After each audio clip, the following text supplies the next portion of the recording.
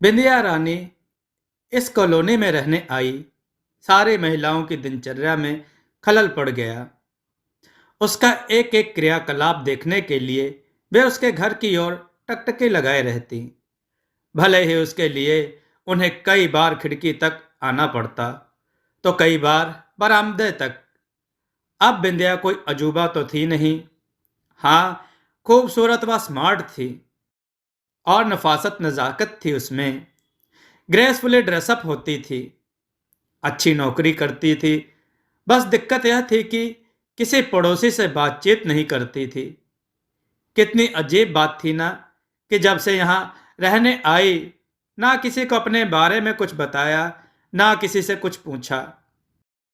घर के पिछवाड़े लगे जामुन के पेड़ से पके रसीले जामुन गिर गिर कर सड़ते रहे, पर किसी के यहाँ नहीं भिजवाया। आस पड़ोस में रहने का यह कौन सा तरीका हुआ भला। पर इन बातों से बिंदिया को कोई फर्क नहीं पड़ा। मुश्किल तो बेचारे पड़ोसनों की हुई ना। इतने दिन ताक झाक करके भी हाथ कुछ न आया। रूटीन अस्त व्यस्त हुआ सो अलग। दरअसल इन महिलाओं को बिंदिया को लेकर कई समस्याएं थी। सबसे पहले तो यह थी कि मिस बिंदिया मिस होकर अकेली क्यों रहती थी। यदि यह मान भी लिया जाए कि शायद उसके माता पिता नहीं होंगे, पर भाई बहन, चाची, बुआ, मौसी कोई तो होगा। अगर कोई भी नहीं है तो इस उम्र में शादी तो हो ही जानी चाहिए थी। हो सकता है शादीशुदा ही हो। किसी ने कहा, पर पति कहाँ है? शादीशुदा होने के लक्षण कहाँ हैं? तलाकशुदा हो सकती है या फिर विधवा। एक और राय थी, नहीं, विधवा तो हरगिज नहीं हो सकती। जितने लोग उतनी बातें। एक शिकायत उसकी गाड़ी को लेकर थी। वह पजेरो क्यों चलाती है?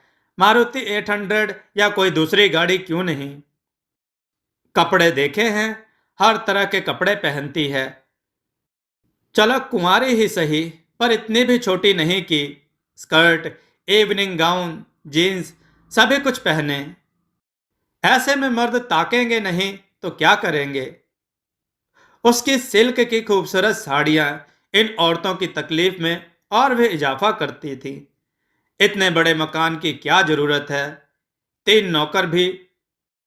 इन बातों को अगर किसी तरह सह भी लिया जाए तो भी एक मामला तो ऐसा ही था कि जो बहुत उलझन भरा था।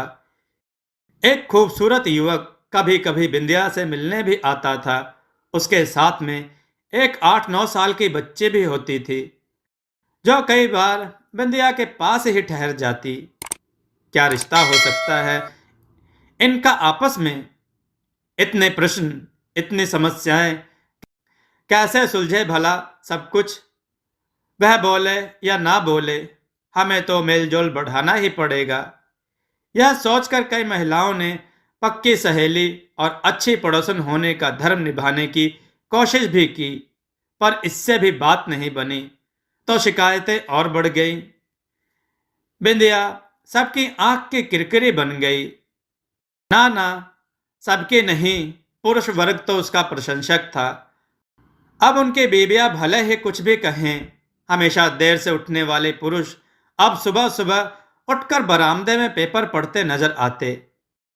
कसरत के नाम पर तरह तरह के करतब होते। जॉगिंग या सुबह शाम की सैर होती। सिन्हा साहब तो बाल भी डाई कराने लगे थे। कईयों का ड्रेस सेंस भी बदल गया। पर मजाल है कि उधर से कोई लिफ्ट मिल जाए, क्योंकि बिंदिया को निजी जीवन में दखलंदाजी बिल्कुल पसंद नहीं। तरह तरह के प्रश्नों से बचने के लिए ही वह किसी से संबंध नहीं रखती थी। लेकिन उसके घर के सामने वाली लेन के कोने वाले मकान में रहने वाले लोग उसे पसंद हैं। वे ताक झाक नहीं करते। इस घर में रहने वाली महिलाएं उसे देख हल्के से मुस्कुरा देती हैं। एक बार वहां रहने वाली एक लड़की दोलन उसे बुला ले गई। चाय पीते हुए सिर्फ यही पूछा था कि उसका मन लग गया। कोई जरूरत हो तो उन्हें बताएं। कोई बेकार की बात नहीं पूछी। कई लोग थे उस घर में, दोलन के दो भाई, एक भाभी, एक भतीजा, माँ और बाबा। दूसरा भाई सुधांशु अभी अविवाहित था। वह कुछ शर्मीला सा लगा बिंदिया को, अच्छा भी। सुधांशु को भी बिंदिया बहुत अच्छी लगी थी। उसकी स्मार्टनेस, पहनावा, मुस्कुराहट सब पसंद थे उसे। भाभी की गोष्ठियों में आने वाली महिलाओं की बातें उसके कानों में भी पड़ती रहती थी, पर वह ना कुछ कहता, ना ही किसी अफवाह पर विश्वास करता। उसका बहुत मन होता कि विंध्या से कुछ बात करे, उसे बताए कि वह उसे अच्छी लगती है, पर कैसे? ऐसा मौका तो मिले। फिर लड़कियों से बात करने के मामले में तो वह वैसे भी अनाड़ी था। एक दिन मौका मिला भी, पर बुद्धू लड़का चुप रह गया। पता नहीं यह उसका सीधापन था, शराफत या बेवकूफी।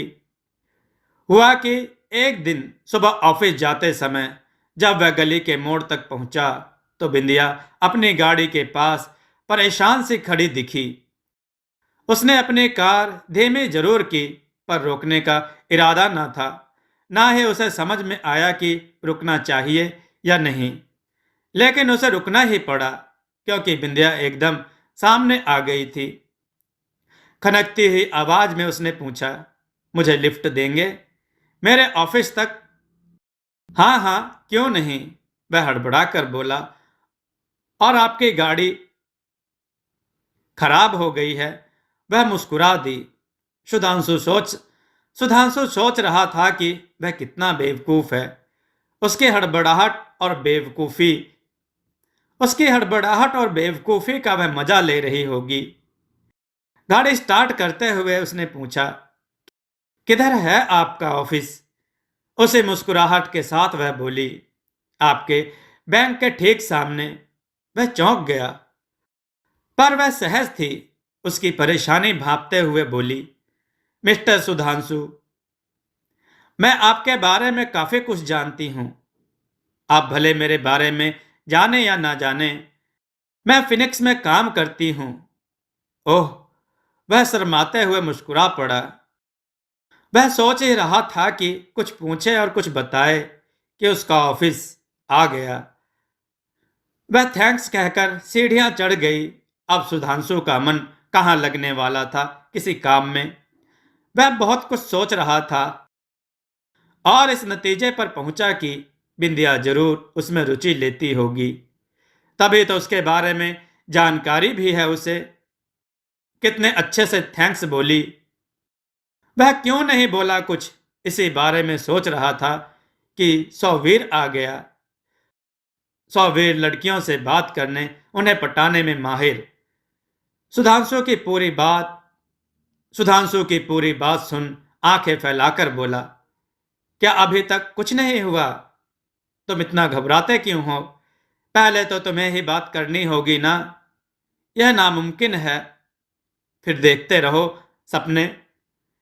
सुचिता की तरह यह भी गायब हो जाएगी। सौवेर ने कहा, तुम तो मेरी आदत जानते हो। सोचता रहता हूं कि बात करूं, पर सामने पड़ते ही मेरे पसीने छूट जाते हैं। वह भी सोचती होगी, कैसे अजीब आदमी हैं इस कॉलोनी के, लाइन ही नहीं मारते। चलो, तुमसे कुछ नहीं होता तो मैं अपना नंबर लगाता हूं। वैसे मुझे तो ऐसी ही लगती है। वह ऐसी नहीं है, सबसे अलग है। और मैं सीरियस हूं उसे लेकर, समझे? सुधांशु थोड़े आवेश में बोला, चलो मान लेते हैं कि वह ऐसी नहीं है, पर इसके लिए भी तो उससे मिलना पड़ेगा। नहीं तो पता कैसे चलेगा कि वह तुम्हें चाहती भी है या नहीं। उसने ना कह दिया तो क्या? तो मैं उसे दोबारा मुंह नहीं दिखा पाऊंगा। कितनी शर्म आएगी। फिर क्या है, तुम्हारा प्यार का भूत तो उतर जाएगा। कुछ दिनों बाद बिंदिया सुधांशु के बैंक में आई। सुधांशु ने उसका काम पहले करवाया, फिर चाय भी मंगवाई। जाते समय उसने सुधांशु को अगले दिन के लंच के लिए निमंत्रण दिया। वह हैरानी से उसे देखता रहा। घबराओ नहीं, मैं ज्यादा नहीं खाती। वह खिलखिलाई तो उसका ध्यान भट गया। कहाँ कोणार्क में। आज वह स्वयं को बहुत भाग्यशाली भी मान रहा था और साथ ही मूर्ख भी। कितना बेवकूफ हूं मैं। लंच का निमंत्रण मेरी ओर से होना चाहिए था। कितना अच्छा अवसर खो दिया। खैर, अभी भी कुछ नहीं बिगड़ा। लगता है वह मुझ में रुचि ले रही है, तभी तो पहल की है होटल में बुलाकर। उसने अपने आप से कहा। अगले दिन सुधांशु वहां पहुंचा तो बिंदिया पहले से ही बैठी थी। खाने के साथ साथ बातें होती रही। आप अकेली हैं? बोर नहीं होती? नहीं, एक आध दोस्त है, श्वेता बिटिया है, फिर आप भी तो हैं। उसने मुस्कुराकर सुधांशु को अर्थपूर्ण नजरों से देखा। यह श्वेता? पर उसकी बात पूरी होने से पहले ही बिंदिया ने घड़ी देखते हुए कहा, चले, मेरी एक जरूरी मीटिंग है, फिर मिलेंगे। उठने से पहले बिल सुधांशु ने चुकाया। वह खुश था, साथ ही सोच रहा था कि श्वेता कौन हो सकती है। कहीं बिंदिया की बेटी तो नहीं? नहीं, यह नहीं हो सकता। वैसे हो भी तो क्या है। कुछ दिन बाद औरंगाबाद गया। मां ने कुछ साड़ियां मंगवाई थी। उसने एक बिंदिया के लिए भी ले ली और लाकर अपनी अलमारी में रख दी। सोचा कि मौका मिलते ही दे देगा। अगली सुबह कुछ गड़बड़ हो गई। भाभी बिंदिया की बात कर रही थी। मां नीरजा कह रही थी कि कल रात वह लड़का बिंदिया के यहां रुका था, सुबह गया है। वह कह रही थी कि खाना पीना अक्सर वहीं होता है। बिंदिया जब उसे गेट तक छोड़ने आती है तो गलबहियां डालकर भेजती है।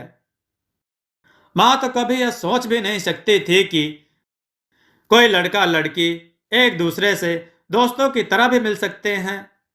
कंधे पर हाथ रखना तो बहुत गलत बात थी उनके लिए। वे बोली, राम राम, यह भी कोई तरीका हुआ? ऐसे तो बहु बेटियों का यहां रहना दूभर हो जाएगा। सुधांशु को मां की राय भी पसंद नहीं आई और बिंदिया का इतना खुला व्यवहार भी। फिर कई दिनों तक बिंदिया नहीं दिखी। सुधांशु को अच्छा नहीं लग रहा था। दोलन से पता चला कि वह कहीं बाहर गई हुई है। वह उसके लौटने का इंतजार कर रहा था। कहाँ चली गई? क्यों चली गई? एक दिन दिख ही गई वह, वहीं सड़क के मोड़ पर। गाड़ी रुकवा कर बैठ गई। गाड़ी खराब है क्या? नहीं तो ऐसे ही मन हुआ कि तुम्हारे साथ चलूं। तुम तो अपने तुम तो अपने आप कभी कहते ही नहीं। उसने बड़ी सहजता से कहा। सुधांशु का मन फिर इधर उधर हो गया। वह बिंदिया को साड़ी जरूर देगा। वह किसी के साथ रहे, आए जाए, इससे उसे या किसी और को क्या। सुधांशु के साथ तो अच्छे से बात करती है। वह इन महिलाओं की बातों पर ध्यान ही क्यों देता है। उसने पक्का सोच लिया कि आज शाम को ही उसके घर जाएगा साड़ी देने, या लंच के लिए इनवाइट करे उसे। वह अवसर ढूंढ ही रहा था कि नीरजा भाभी फिर एक नई बात लेकर आई। ऐसा लगता है जैसे हर समय विद्या के घर दूरबीन लगाए बैठी रहती हैं। अपने 4 वर्षीय चिंटू की कसम खाकर बोली, एक आदमी रहने लगा है आजकल बिंदिया के यहां। सब विस्फारित नजरों से एक दूसरे की ओर देखने लगी। अरे, मैं तो पहले से ही कहती थी कि वह है ही ऐसी। एक दिन चिंटू के पापा से भी लिफ्ट ली थी। ये बड़े इतराए घूम रहे थे। मैंने वो खबर ली कि बस अब इनको तो मैं रोक सकती हूं। पर सुधांशु को कैसे रोकें? सीधा साधा शरीफ लड़का है, फंस जाएगा बेचारा। अब कोई कैसे कुछ कहे। सबको सुधांशु के चरित्र हनन की चिंता खाई जा रही थी। तभी बिंदिया के घर के सामने 2 कारें रुकी। हमेशा की तरह उत्सुक नीरजा ने देखा और बोल पड़ी, अरे वही है। एक परिचित डॉक्टर का चेहरा दिखा तो किसी की परवाह किए बगैर सुधांशु बिंदिया के घर चला गया। पीछे पीछे मां भी चली आई। बिंदिया बदहवास सी इधर उधर घूम रही थी। क्या हुआ बिंदिया? वह सुधांशु के कंधे पर सिर टिकाकर रो पड़ी। मां ने उसके सर पर हाथ फेरते हुए पूछा, बेटा, हमें नहीं बताओगी? शायद कुछ कर सके हम।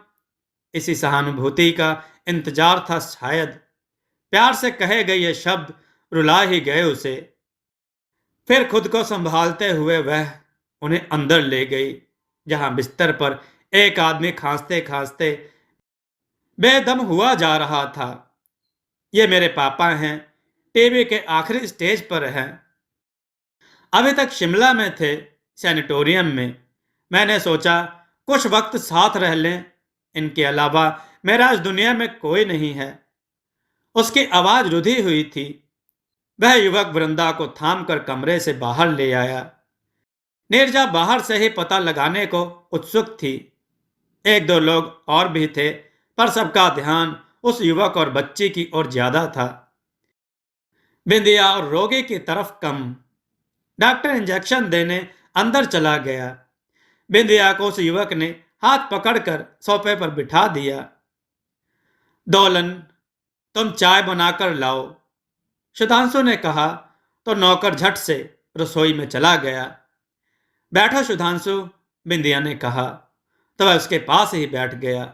उसका मन हो रहा था कि बिंदिया को बाहों में समेट ले, सारा दुख ले ले उसका। डॉक्टर इंजेक्शन देकर बाहर आया और वहीं बैठ गया। शायद वह भी उस युवक की तरह बिंदिया को अच्छी तरह जानता था। तभी बिंदिया की नजर बाहर पड़ी और उसका चेहरा बुझ सा गया। अचानक वह बाहर यूं ही खड़ी 4-5 महिलाओं को संबोधित करते हुए बोल पड़ी, आखिर क्या चाहती हैं आप? मैं आपसे कोई मदद नहीं लेना चाहती हूं, ना ही मुझे इसकी जरूरत है। आप बेवजह मुझे परेशान न करें। मैं जानती हूं आपके मन में मुझे और मेरे मेहमानों को लेकर अनेक शंकाएं रहती हैं, पर मैं आपको कुछ भी बताने के लिए बाध्य नहीं हूं। सुधांशु बहुत खुश हुआ। मन ही मन उसके साहस की दाद दे रहा था। वह जाने लगा तो बिंदिया ने उसे पकड़ लिया और कहा, तुम कहाँ चले? चाय पीकर जाना। फिर सुधांशु की मां के पास जाकर वह धीरे से बोली, माँ जी, यह श्वेता मेरे भाई की बेटी है। मेरी भाभी की एक दुर्घटना में मृत्यु के बाद से यह हॉस्टल में रहती है। पिछले साल मेरा भाई भी नहीं रहा। यह लड़का भाभी का भाई है, जो श्वेता को संभाले हुए है। यह डॉक्टर भी है। बस बेटा, कोई कुछ कहता रहे, परवाह नहीं करते ऐसे बातों की। सुधांशु जाने लगा तो बिंदिया ने कहा, कल लंच करा रहे हो ना? दोनों खुलकर हंस पड़े। मां भी हल्के से मुस्कुरा दी। सुधांशु को अभी भी नहीं पता कि बिंदिया उसके बारे में क्या राय रखती है, पर एक बात उसने तय कर ली थी कि वह इस खूबसूरत रिश्ते को टूटने नहीं देगा। आज उसे बहुत अच्छा लग रहा था और वह तनाव मुक्त भी थी। घर आते आते उसने सोच लिया कि कल बिंदिया से क्या कहना है। साड़ी तो कभी भी दी जा सकती है, पहले जरूरी है दोस्ती कायम रखना। दोस्तों, आपको यह कथा कैसी लगी? अपने विचार और सुझाव कमेंट में जरूर दें। हमारी कथाओं को लाइक करें, हमारे चैनल को सब्सक्राइब करना न भूलें। हमारी कथाओं को शेयर जरूर करें, जिससे लोगों को अच्छा ज्ञान प्राप्त हो। जय श्री राम भक्तों।